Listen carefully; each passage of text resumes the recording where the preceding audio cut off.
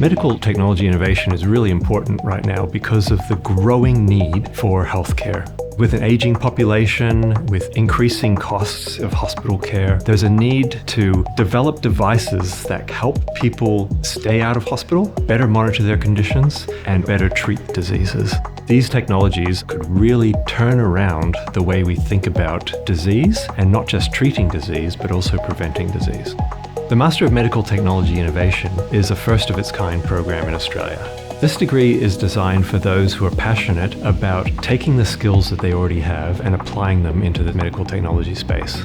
It brings together people from engineering, from medicine, commerce, and other disciplines to solve the problems that can only be solved by working together in teams.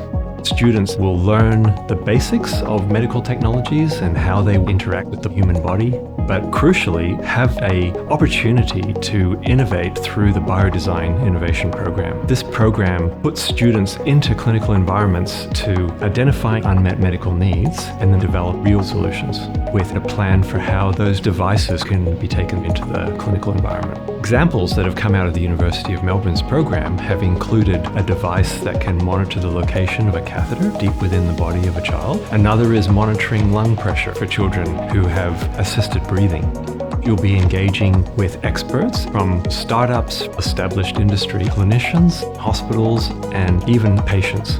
Graduates are well placed to enter the growing MedTech industry, but also many startups are highly likely to come out of the program.